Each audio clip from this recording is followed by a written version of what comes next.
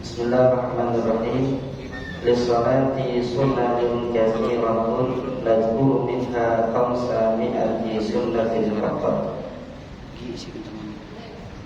Bagi sholat itu ada kesunahan-kesunahan yang banyak. Kami akan menyebutkan darinya sebanyak 500 sunnah saja. Kata pengarang kitab Al-Alama Habib Muhammad bin Alwi Al-Qudus Al-Hadrami. Jadi kata beliau hanya 500 saja. Memang dalam kitab Taqriratus Sadidah itu bisa sampai 1000 sunnah dalam sholat. Jadi nanti sholat itu kebagi kesunahannya. Ada sunnah sebelum sholat, sunnah pelaksanaan sholat, ada sunnah selesai sholat, sunnah di tengah-tengah sholat atau saat pelaksanaan sholat. Itu dibagi ada sunnah abu'an, ada sunnah haidhan. Kalau sunnah abu'an ketika ditinggalkan maka hukumnya sunnah melakukan sujud sahwi 2 kali. Kalau sunnah haidhan maka tidak diperbolehkan dia sujud sahwi. Ya, di antara sunnah haidhan nanti ada tahiyat awal, itu sunnahan tahiyat ab'ad namanya. Kalau dia lupa, sunnah dia sujud sahwi. Tapi kalau seandainya dia baca surah lupa, itu namanya sunnah hayat, maka dia tidak perlu diganti dengan sujud sahwi. Kalau dia sujud sahwi, mana batal hukumnya. Gitu. Nah ini disebutkan yang pertama wahya al-adzan, sunnah dalam pelaksanaan sholat sebelumnya melakukan adzan. Adzan itu secara bahasa al-i'lam, informasi secara bahasa. Secara syariah, secara syar'i itu dzikrun makhsusun matlubun li salatin maktubah asalatan ala ahyan. Yakni secara syariat adalah zikir tertentu, yakni yang seperti kita biasa ucapkan Allahu Akbar, Allahu Akbar, Allahu Akbar, Allahu Akbar, asyhadu an la ilaha illallah, asyhadu an la ilaha illallah, dan seterusnya. Ya, sampai dengan la ilaha illallah. Ya, itu sunnahnya adzan, dan itu pun adzan mesti ada waktu-waktunya.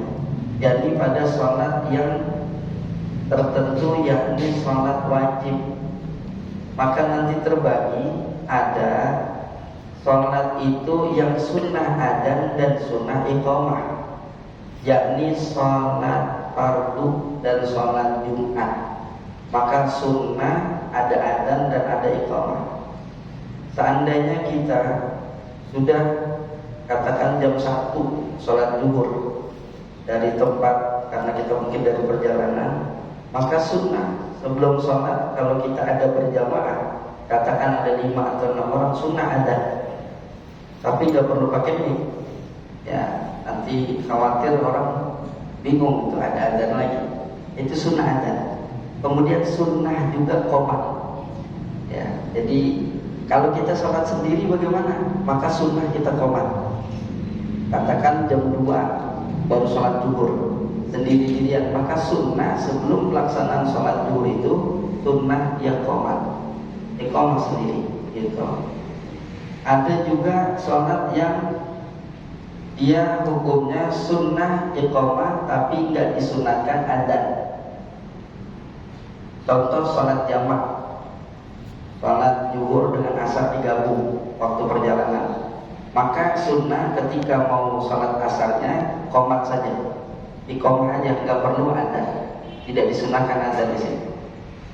Terus termasuk daripada sholat umpamanya orang tersebut sholat qadha berturut-turut, katakan baru tobat nih, baru tobat, dia baru tobat, dulu nggak pernah sholat, akhirnya dia sholat zuhur, asar, maghrib, isya atau bahkan subuh, itu satu waktu dia. Katakan habis sholat zuhur nih, nah ya, terus dia agak mikir sedikit, dia sholat fardu, sholat qadha. Dia qadha tuh subuh, zuhur, asar, maghrib, isya yang dia belum pernah dulu pernah tinggalin. Maka sunnah itu dia ketika mau sholat subuhnya qomat, mau sholat zuhurnya qomat, mau sholat asarnya juga iqamah dan seterusnya. Ada juga sholat yang dia sunnahnya an-nida, tapi tidak sunnah adzan dan tidak sunnah qomat. Nida itu seperti umpamanya sholat sunnah yang disunnahkan berjamaah, umpamanya sholat tarawih, sholat Idul Fitri, sholat Idul Adha. Ini kan sunnah berjamaah nih. Maka sunnah ada nida di situ, tapi tidak ada adzan, tidak ada qomat. Nida itu bagaimana? Yakni as-salatu Idul Fitri rahimakumullah, itu sunnah. As-salatu tarawih ajarakumullah, itu sunnah. Itu namanya nida. Maka kalau orang sholat berjamaah, sholat fardu, katakan sholat zuhur, maka makruh imam atau khilaful aula si imam mengucapkan as-salatu jami'atan rahimakumullah, karena tidak sunnah nida di situ. Sunnahnya ada adzan dan qomat. Udah cukup qomat yang memberikan instruksi untuk sholat. Tidak perlu lagi si imam as-salatu jami'atan rahimakumullah. Sering gak terjadi ini? Gak sunnah itu hukumnya. Jadi gak perlu as-salatu jami'atan rahimakumullah. Itu berlaku pada sholat sunnah yang sunnah berjamaah. Itu makanya ketika sholat Idul Fitri atau sholat tarawih dibilang as-salatu jami'atan rahimakumullah, sunnah hukumnya. Jadi jangan dibilang kok tarawih teriak-teriak, sunnah itu sunnah hukumnya. Itu bahkan nanti ada sunnah sendiri. Kenapa kok pakai teriak-teriak? Itu ada hadis tersendiri. Nanti ada bahasannya. Nah ini sekarang jadi adzan pada sholat ada yang tidak disunnahkan, justru yang sunnah hanya nida, yakni berupa seruan sholat berjamaah, yakni pada sholat sunnah yang disunnahkan berjamaah. Ada juga yang tidak sunnah adzan, tidak sunnah iqamah, tidak sunnah juga nida, yakni sholat sunnah yang tidak disunnahkan berjamaah, seperti sholat duha, kemudian sholat rawatib, ya, sholat qobliyah atau ba'diyah gitu. Kemudian sunnah berikutnya ada qomat, ya, nyambung lagi dengan adzan. Sunnahnya dia yang ada, dia yang qomat. Sunnahnya qomah itu menunggu instruksi imam sunnahnya. Cuma kita sekarang kan udah ada waktu nih, timer, jadi udah maklum. Ketika ini bunyi udah maklum, maka langsung berdiri muadzin yang tadi ya iqamah gitu. sunnahnya gitu. Jadi yang adzan dia yang iqamah. Tapi ini yang adzan lain, yang iqamah lain, dia gak apa-apa juga. Cuma sunnahnya yang adzan, yang iqamah gitu. Kemudian di antara adzan dan iqamah itu ada kesunahan doa. Tapi bukan berarti ulama-ulama kita tuh nggak ngajarin habis sholat sunnah langsung gini aja terus sampai kopat, enggak juga, enggak doa doang di situ sunnahnya. Maka ulama kita tuh begitu selesai doa adzan, innaka la tukhliful mi'ad rabbighfirli wa liwalidayya rabbighfirli wa liwalidayya, doa bukan tuh. Doa kan sunnahnya itu 5 kali ya, sampai warhamhuma kama rabbayani shaghira, sunnahnya 5 kali. Apa mustahabnya dianjurkannya 5 kali baru selesai. Berarti kan antara adzan dan qomat kita udah doa, kemudian sholat sunnah. Nah, diperbolehkan juga bahkan disunahkan kita bersalawat. Nah, makanya dulu di sebagian mungkin tempat-tempat kita di kampung-kampung kita masih ada tuh yang salawatan setelah adzan gitu. Karena memang ada anjurannya. Kata Nabi, "Idza sami'tumul mu'adzin," ketika engkau mendengar muadzin, faqulu misla ma yaqul, maka jawab sesuai dengan yang diucapkan muadzin, kecuali pas hayya 'alas shalah dan hayya 'alal falah. Itu beda, la haula wala quwwata illa billah. Nah, setelah itu kata Nabi apa? Tsumma shallu 'alayya, maka kemudian bersalawatlah kalian kepadaku. Karena apa? Man shalla 'alayya shalatan sallallahu biha asra. Siapa orang yang bersalawat kepadaku, maka Allah akan memberikan salawat, yakni memberikan rahmat dan ampunan kepada orang yang bersalawat kepada Rasulullah SAW sebanyak 10 kali. 1 dibalas 10. Kemudian sunnah al-intisabu qa'iman. Sunnah yang ketiga, berdiri tegak. Dirinya wajib rukun. Rukun salat itu diri. Salat fardu bagi yang mampu wajib diri. Nggak boleh toto duduk. Ya, jalan kuat. Begitu salat wajib langsung duduk. Dan bagaimana? Tadi jalan kuat. Saya kalau diri lama nggak kuat. Kalau gitu dicoba dulu. Sampai di mana nggak kuatnya, terus dia duduk. Gitu. Jadi bukan langsung duduk. Ketika emang udah jelas nggak mampu duduk, maka dia lebih baik duduk. Atau bahkan orang yang berdiri terlalu lama nggak kuat, ya dia lebih baik duduk. Kalau sholat sendiri dia bisa diri, karena dia ngatur ritmenya. Tapi kalau berjamaah dia nggak mampu, karena makmum imam yang ngatur ritmenya, sehingga dia khawatir nggak kuat kemudian dia lemas. Maka yang kayak gini dia sunnah lebih baik sholatnya sendiri. Yang kayak gini lebih baik sholatnya sendiri itu. Tapi kalau dia mampu, sumpahnya ada kursi, dia sholat.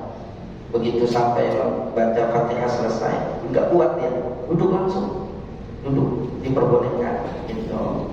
Jadi kalau rukunnya sebenarnya diri. Nah, dirinya itu yang sunnahnya tegak. Tegaknya bagaimana? An-yufar bijabaina qadamain, merenggangkan antara kaki yang satu dengan kaki yang lainnya. Renggang sholatnya, jangan didapetin kaki. Kalau perempuan rapat kakinya, tapi kalau laki-laki renggang. Renggangnya seberapa? Ayyakuna qadra shibrin, sejengkal. Dan kelebaran, lebar banget. Orang gak kebagian tempat. Kenapa lebar? Karena untuk biar rapat begitu. Enggak mesti begitu, enggak. Jadi gini, ini dalil yang nempelin kaki. Itu dalilnya ngambilnya kan ada riwayat dari sahabat Anas bin Malik. Kata beliau gini, Nabi pas lagi mau imamin, aqimu sufufakum fa inni arakum min wara'i zahri. Kata Nabi, rapatkan, luruskan saf kalian, karena saya melihat dari punggung saya. Saya bisa lihat kalian nih dari belakang. Kata Nabi. Maka dibilang kayak gitu, kata sahabat Anas bin Malik, wa kana ahaduna ada salah seorang di antara kami yulzaku mankibahu ila mankibi sahibi, ada yang nempelin ke pundak temannya dan nempelin kaki ke temannya. Kok begitu? Yang nyuruh siapa? Rasulullah gak nyuruh. Rasulullah cuma nyuruh lurusin rapatnya. Rapat gak mesti nempel. Wah hebat pemain Garuda muda mainnya rapat. Emang pada nempel? Kan enggak. Jadi rapat gak mesti nempel. Nah sehingga cukup dia diri dengan sejengkal saja. Kira-kira kayak apa namanya ya upacara gitu tegak ya diri. Nah cuma sejengkal. Yang bagus rata dari depan ke belakang lurus. Mohon maaf. Enggak begini enggak. Tapi yang bagus begini. Kalau barangkali mungkin kemarin ngeliat Ibu Umar bin Hafiz itu begini dirinya, lurus gitu, bukan begini ya. Tapi begini nggak apa-apa, cuma untuk dapetin sunnah lurus kakinya depan belakang dan diri lebih tegak ketimbang gini. Kalau gini biasa begini, nah, ada goyangnya jadinya ya. Jadi yang bagus ukurannya sejengkal, jadi bukan nggak mesti nempelin, nggak mesti. Maka kata Imam Ibnu Hajar Al-Asqalani yang beliau juga dapat gelar Amirul Mukminin fil Hadis, beliau katakan yang model begitu namanya al-mubalaghah fi ta'dilis shaffi wa saddil khalal wa saddil khalal. Jadi itu namanya berlebihan kalau sampai nempelin itu. Tapi ya kalau banyak orang nempelin tidak jadi haram enggak, cuma kurang bagus malah itu terlalu berlebihan. Itu menurut Al-Imam Ibnu Hajar Al-Asqalani.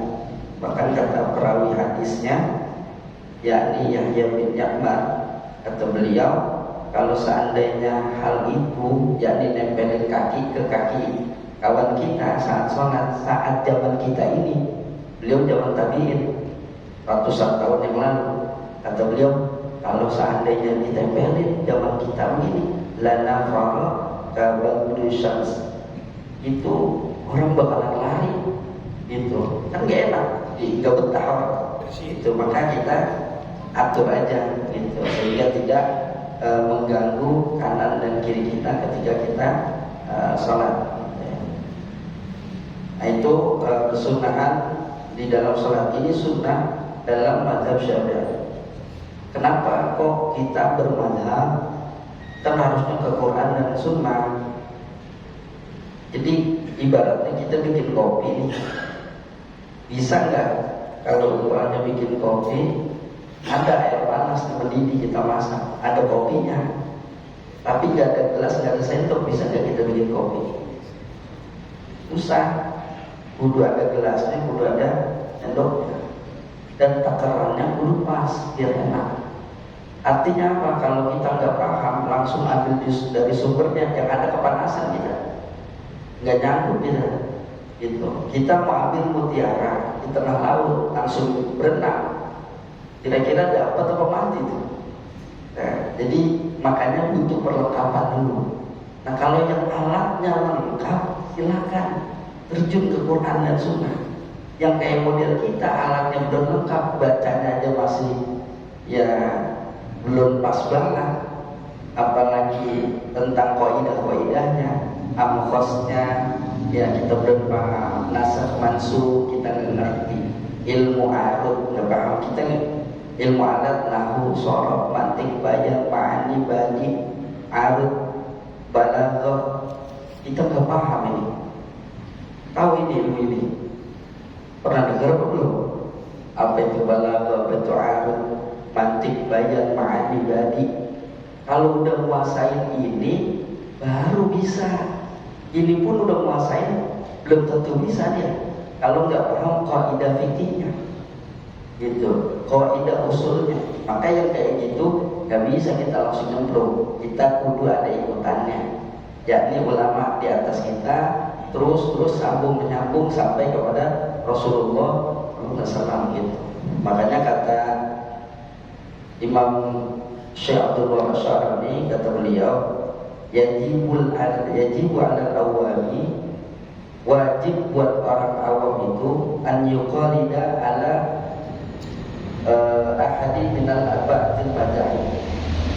Wajib buat kita, buat orang awam model kita yang nggak paham langsung ke Quran dan Sunnah, maka wajib ikut daripada salah satu dari yang 4 mazhab.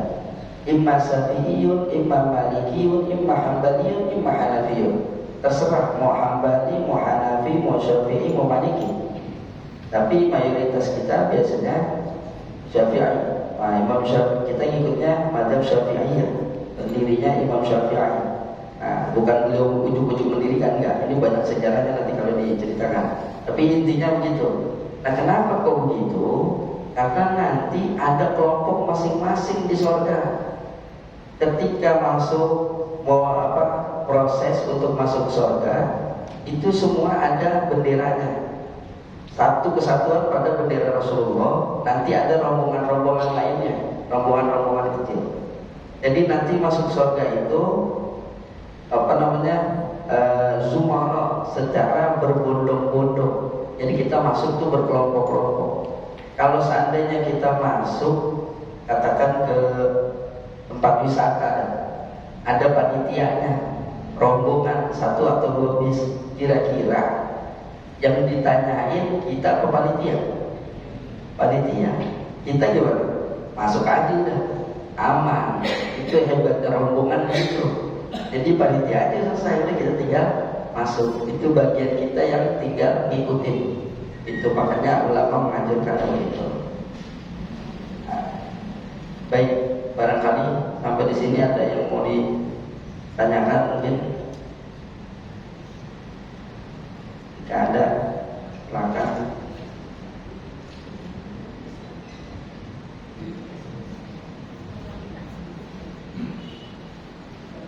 Ya.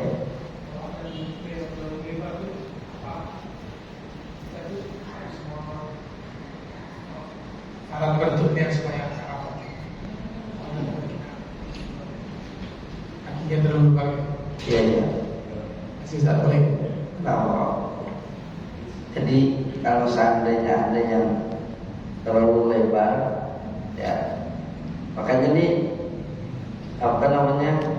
kalau para ulama mengatakan wa'ilzaqul katib. Ini merepotkan nih, nempelin kaki dengan kaki, melebarkan. Nah, ini kan bikin tadinya muat 2 orang, ya katakan nih lebar, harusnya muat 1 orang lagi nih, jadi sempit, mengurangi jatah 1 orang. Nah itu kalau bisa kita bilangin berapa, itu kita bilangin mas, bisa sedikit aja, jangan terlalu enggak, biar muat lagi kawan kita berdiri di sini, gitu. Jadi mengurangi jumlah saf, jadi kalau terlalu lebar, jadi dibilangin aja pelan-pelan, ya, nggak haram, tapi perlu kita himbau karena itu mengurangi saf. Kasihan yang lain tadinya masih bisa dapat pahala saf yang pertama, malah nggak jadi kebagian. Baik. Nah.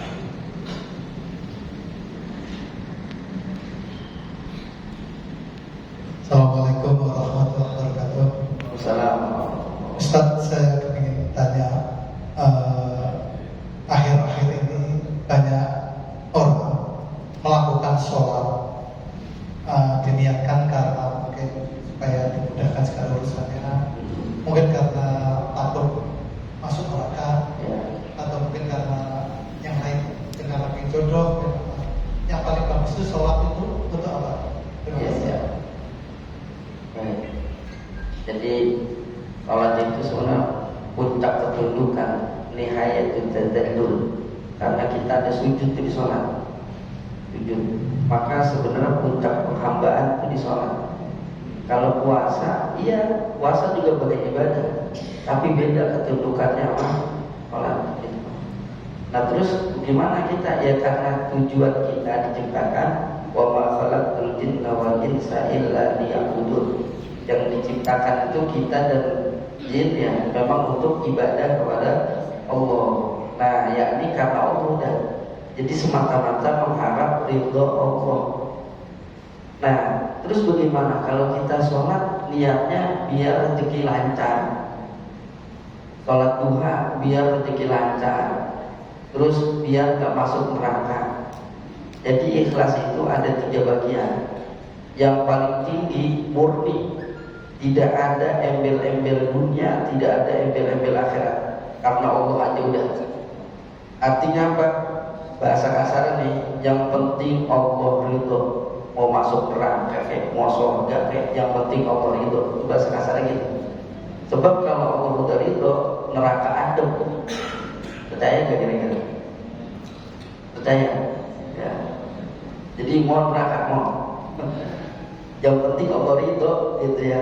Karena malaikat Malik di neraka tenang, malaikat Zabaniyah di neraka enak, malah justru menyiksa orang yang di neraka itu. Kenapa? Karena Allah ridho kepada malaikat Malik, Allah ridho kepada malaikat Zabaniyah. Nah, jadi tingkat pertama ridho. Yang kedua, mengharapi bagian-bagian akhirat, biar masuk surga, biar terhindar dari neraka. Ini yang level kedua. Nah, level paling bawah, biar dapat kenikmatan dunia. Tapi bukan berarti pujian orang, bukan. Tapi berharap kepada Allah. Mudah-mudahan dengan rezeki dengan sholat 5 waktu yang tepat waktu Allah berikan rezeki. Itu bagian ikhlas, tapi paling bawah. Boleh. Masih kelas kita boleh. Ntar kelas atas baru udah gak boleh. Gitu. Jadi nanti beragama itu ada kelasnya. Nggak bisa dipaksain. Orang masih di kelas 1 harus naik ke kelas 6, nggak bisa. Ya dia adanya di kelas 1, masih yang penting gugurin kewajiban. Nah, kalau udah level atas itu lain. Dicontoh Syekh Saiban itu lagi sholat sunnah, ya beliau ketika selesai sholat ditanya sama Imam Ahmad bin Hanbal, ya Saiban, kalau seandainya lupa bilangan rakaat 3 atau 4, apa yang Anda lakukan? Ya, kalau 3/4 ambil yang 3, kemudian tambahin 1 rakaat. Nah, nanti sebelum salam sujud tahwi. Cuma kata Syekh Saiban, besoknya saya ganti puasa 40 hari berturut-turut. Kenapa? Karena saya udah lalai lagi sholat. Kalau buat kita gimana? Biasa aja kan? Emang udah sering begitu, ya sering lupanya lagi sholat. Tapi beliau lupa, masalah buat beliau gitu. Jadi ada kelasnya, ya. Jadi gitu, masih ikhlas ya, mudah-mudahan nanti meningkat lagi, ya sampai kepada puncaknya, yakni benar-benar mengharap ridho Allah Subhanahu wa Ta'ala. Baik, ada lagi mungkin Pak Khalid? Ada. Cukup kan? Ya. Ini kan masih perdana nih, masih embryo nih. Mesti kalau digebir terus takutnya itu ya. Jadi pelan-pelan dulu dah. Di uang hasil, nah insya Allah nanti kita pelajari tentang kesunahan di dalam sholat, sehingga sholat kita dari awal hingga akhir adalah sesuai dengan tuntunan Rasulullah Sallallahu Alaihi Wasallam. Rasulullah an-nadhru ila mawdi sujud wallahu a'lam bishawab. Mudah-mudahan bermanfaat buat kita bersama. Astagfirullahaladzim. Bismillahirrahmanirrahim. Alhamdulillahirabbil alamin. Allahumma shalli ala sayyidina Muhammad wa ala ali sayyidina Muhammad. Rabbi ighfir lana wa liwalidayna warhamhuma kama rabbayana shighara. Allahumma aghnina bil ilmi wa zayyinna bil ilmi wa akrimna bit taqwa wa jammilna bil afiyah. Rabbana atina fid dunya hasanah wa fil akhirati hasanah wa qina adzabannar. Sallallahu ala sayyidina Muhammadin wa ala alihi wasallam. Walhamdulillahi rabbil alamin. Assalamualaikum warahmatullahi wabarakatuh.